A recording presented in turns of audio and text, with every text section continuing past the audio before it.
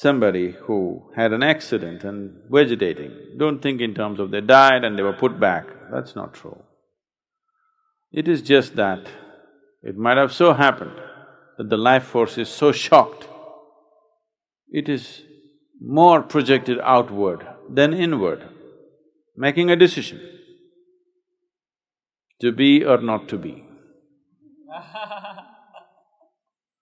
Not a philosophical question, a practical question whether the body is fit enough to be or not to be.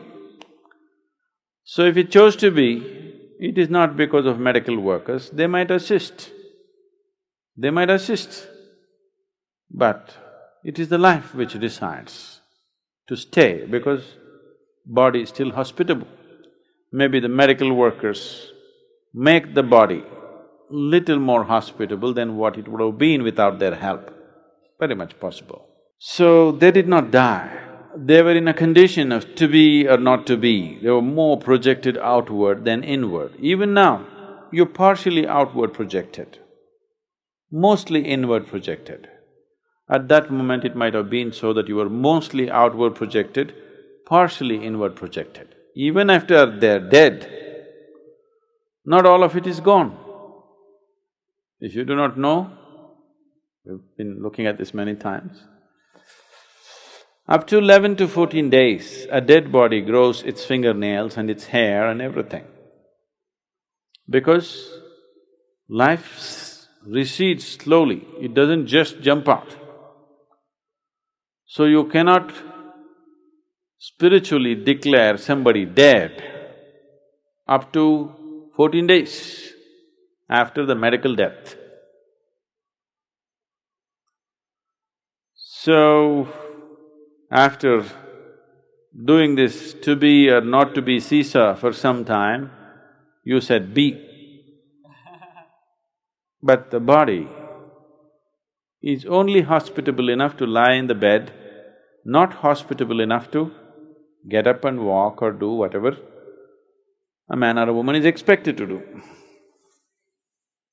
I'm not speaking this in this regard, but I want you to look at it as a subject, not as an emotional thing, because then you will not look at it the right way.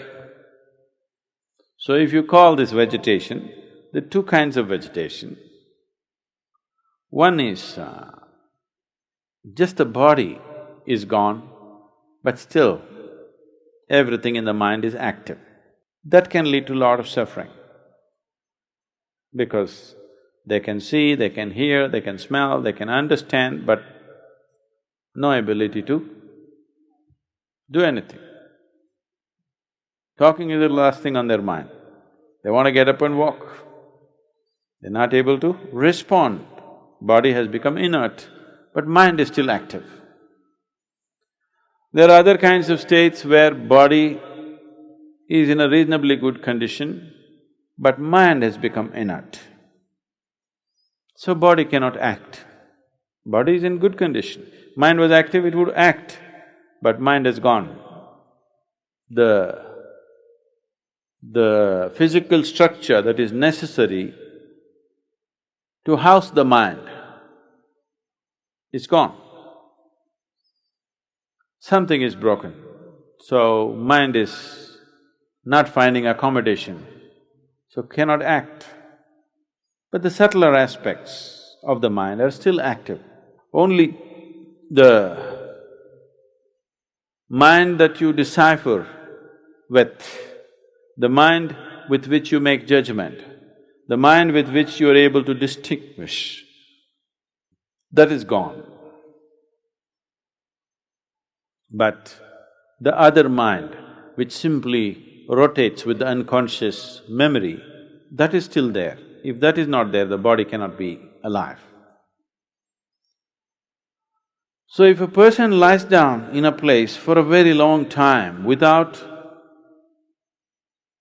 a discriminatory mind, he may slowly become aware of that unconscious rotation of memory that is happening within him, which is keeping everything going. It's very much possible. I haven't spent enough time with such people. Once or twice when I saw, I felt there was something happening. They're not supposed to have a mind, but there's a whole lot of activity happening. So the unconscious nature of the mind might have come into a kind of awareness because the conscious mind is… the distinguishable mind is gone, so the other part may become apparent, which normally most people are not conscious of. So there may be no active suffering, but there may be some kind of a dazed state which many human beings enjoy very much. Why people want to drink, why they want to drug, why they want to remain in the bed after the sun has come up is they like that. And why they want to meditate.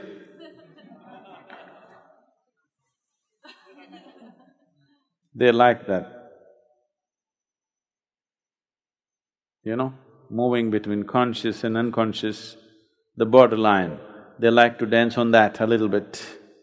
So alcohol, drugs, sleep, lethargy, excessive eating, sexuality, all these things give you that little bit of being on the borderline of neither this nor that.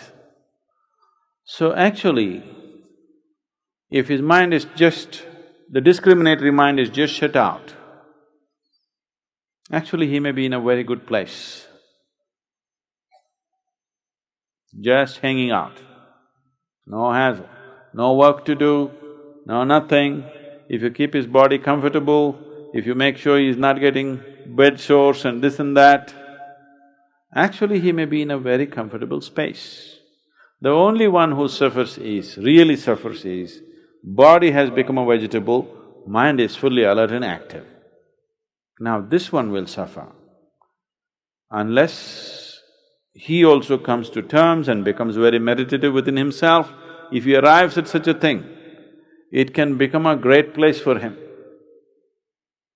spiritually. Because now all these people's problem is, now they're all able to sit and meditate for hours. Their only problem is the goddamn legs and their back. If they didn't have this, they would sit like this for days, isn't it?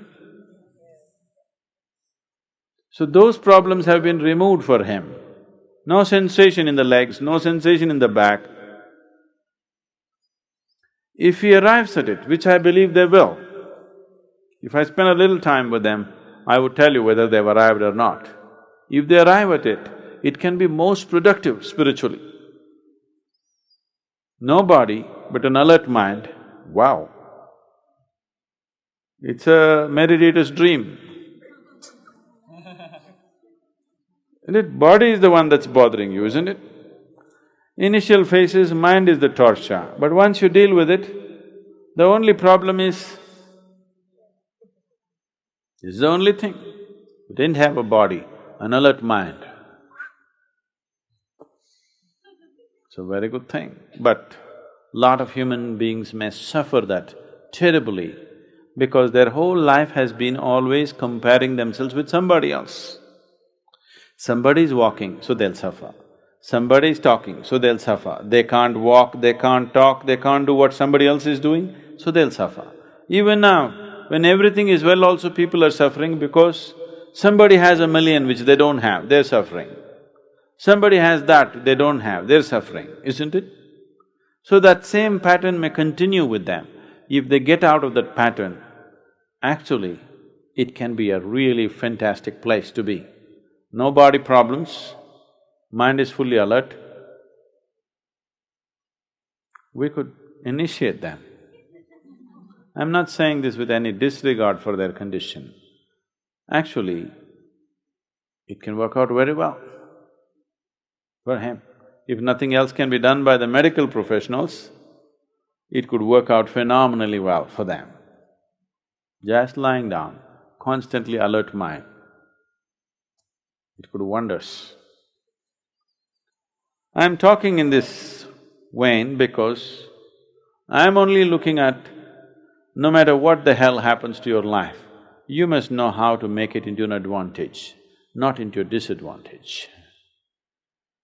because what may happen to you is not 100% controlled by you, but what you make out of it is 100% yours, isn't it? So if such a thing happened, let's make a capital out of that also.